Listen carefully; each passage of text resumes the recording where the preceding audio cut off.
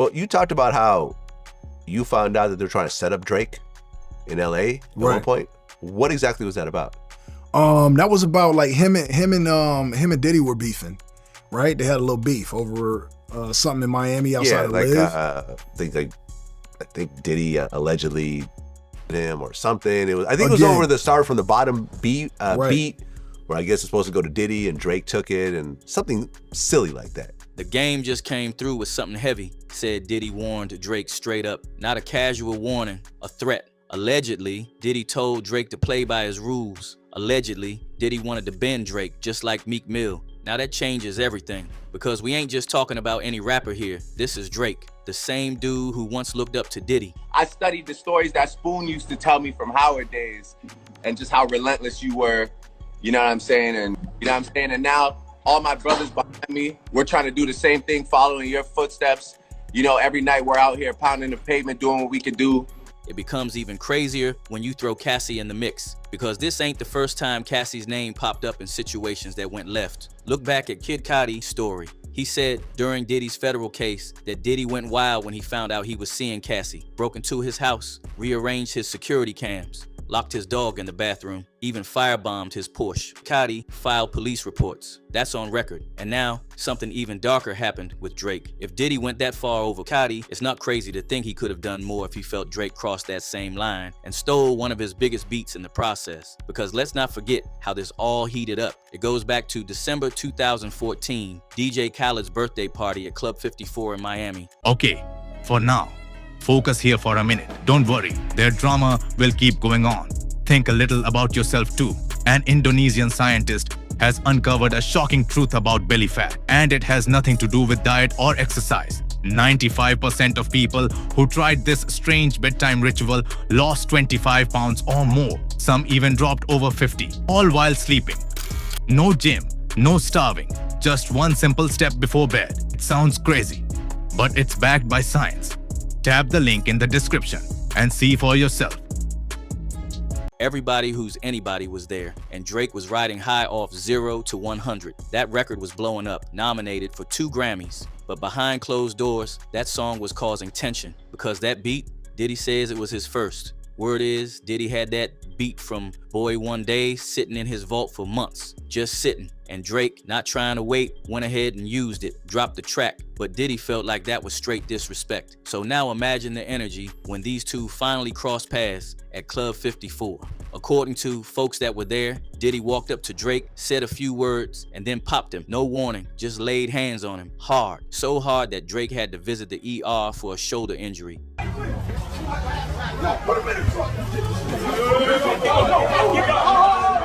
Although there was no footage of this, based on people that I've spoken to close to the situation, Diddy really did punch Drake in the face.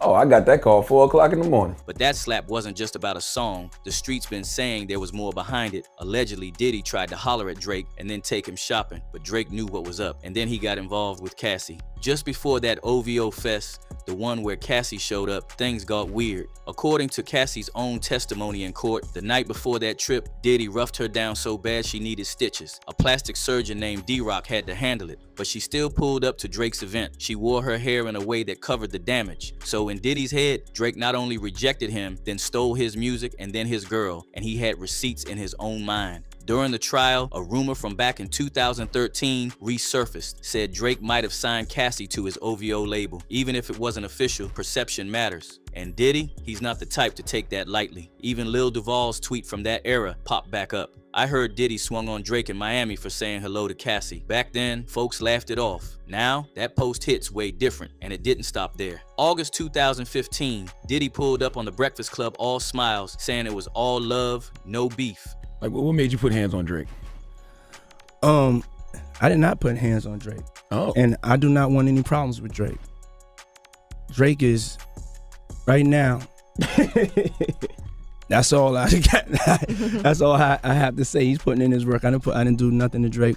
But according to several sources around LA, Diddy allegedly put a quiet bag on Drake's head. Word on the block was, if anyone caught Drake slipping in LA, there'd be a reward.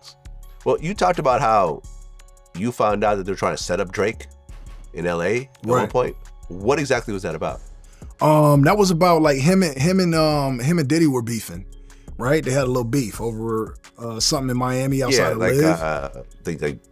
I think Diddy allegedly him or something. I think it was over the Start from the Bottom beat, where I guess it's supposed to go to Diddy and Drake took it and something silly like that. That's when Drake made his smartest move. He linked up with the Game. Now, Game ain't just industry. He got pull in the streets, understands how to move in real LA situations. Game later confirmed people had reached out, asked him to line Drake up, but instead of taking that path, he moved different. He protected Drake. You know, Drake here, Drake there, who will run up on him. I'm not saying it, you know, it didn't come from Diddy directly, but LA get tricky. So, you know, when there are beefs and they are here, no matter who it is, like there's certain people that are gonna get caught. And I'm one of those people. So, you know, I had privy, you know, Drake to a little information. Like I said, I don't know where it came from, but I always, you know, it's like my brother. So I hit him. I told him like, yo, this is what it is, but I got you. You know, we over here. And I'm pretty heavy. So, you know, we straight. And that protection came with the price. Drake gave him the record 100, shot the video in Compton. Y'all better not come to my studio with that fake shit. Y'all better not come to my funeral with that fake shit. Listen to the bars on that track, and Game says it all. Called me to set you up, want me to come and wet you up, cause you out of town now like Biggie. Then flips it with, heard about the ish Diddy on, so I came through to vest you up. Even with Game riding with him, Drake was still cautious. Whack 100 said, during the shoot for 100, Drake saw a few unfamiliar faces and straight dipped, jumped in a van, ready to bounce. Didn't matter that the folks were there to protect him. Drake wasn't about to gamble with his life. Whack had to pull up, calm him down, and let him know they had eyes on everything. Then the shoot resumed. And Drake comes to Compton to shoot the video. 100. He shot it on Brazil and Wimbledon. What all happened during that video? What was that? He pulled up, Drake gave us love, Stunner cleared it for me, didn't charge me. Drake didn't charge for the verse. Drake actually brought this film crew to film it for us. That's what he wanted to do. We was on the famous Brazil and Wimbledon shooting it. We had to move blocks. And you know, when we move blocks, we send the little homies to do what they need to do. Drake kind of seen some activity and, you know, shit. He did what a motherfucker you supposed to do. He got out of there. So we sent somebody to get him. Bro, it's cool. That ain't for you. That's for us. Because, you know, we seen shit going on. But, you know, we moving blocks. We're not just going to hit the block without the block being right. So we had to make sure the homies, you know, went and cleared the block. Drake been giving us the story, just in code. On 4 p.m. in Calabasas, he says, they trying to tempt me, the higher I get, the less they accept me. Even the OGs trying to press me. No way out, cause I'm already in it. Then came the real jab. Take that, no love in their heart, so they fake that. That's Diddy's signature line flipped. Then, No Way Out, a clean nod to Diddy's classic album. However, Drake been pretty silent during this whole Diddy case. After getting punched and having a bounty placed on his head, most rappers with his status would have responded. Lawsuit, statement, something. But Drake, nothing. Not a word, and that silence isn't weakness. It's strategy. According to Cassie's court statement, Diddy was known for recording every single thing at his infamous parties, and he used them tapes for control, blackmail, threats, and guess who else used to pop up at those parties? Drake. There's even a video floating around where Drake, still pre-fame, raps about going to Diddy parties.